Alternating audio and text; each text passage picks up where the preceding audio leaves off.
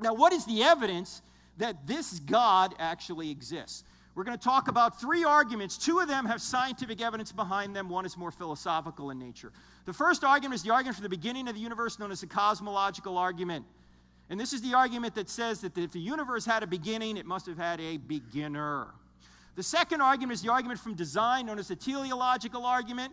It says if the universe is designed and you are designed, there must be a designer. Again, these are arguments that have scientific evidence behind them. The third argument, however, is more philosophical in nature, yet it's the argument we've all known since we were very small children. And it's the argument from morality known as the moral argument. And it says if there's one thing morally wrong out there, like it's wrong to torture babies for fun, or it's wrong to murder 6 million people in a Holocaust, then there has to be a God. Why? Because if there is no God, if there is no authoritative moral standard beyond humanity, then that's just your opinion against, say, Hitler's opinion. Or that's just your opinion against the baby torturer's opinion.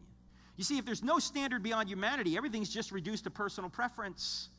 And we all understand there are certain things that are really right and other things that are really wrong. If that's the case, God exists. But let's start here at point one, the cosmological argument. And this is the argument that many say points back to the big...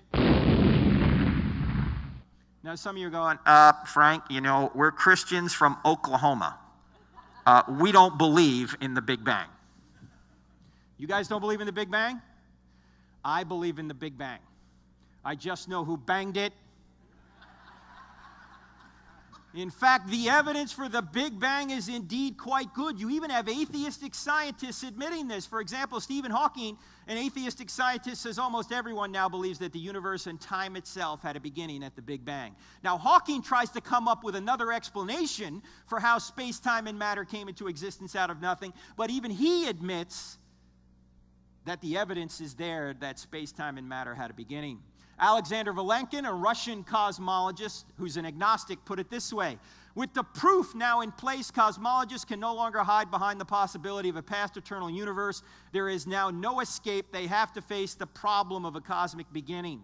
Now, Vilenkin believes in the multiverse. There are many universes out there, but even he admits this, that even if there are other universes out there which we can't detect, he says the whole show, all the universes together, need an absolute beginning. So he admits that there has to be a beginning to the universe. He'll try and come up with another explanation other than God, but the evidence is what he admits. Now, what is the evidence that is having these and other scientists admitting that space, time, and matter had a beginning? All this scientific evidence is in the book, chapter 3. I don't have enough faith to be an atheist. This led this man, Robert Jastrow, an agnostic astronomer, to write a book called God and the Astronomers back in the late 70s, which he updated back in 1992. He said this in his book, and on page 1 of the book he says, I'm an agnostic on religious matters, meaning, look, I don't know whether God exists or not, but here's what he writes in the book. The astronomical evidence leads to a biblical view of the origin of the world. The essential element in the astronomical and biblical accounts of Genesis is the same.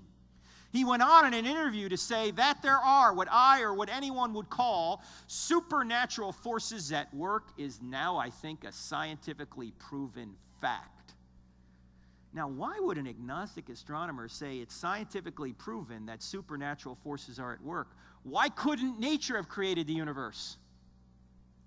Because nature was created. Nature's the effect. Nature can't be the cause. There was no nature.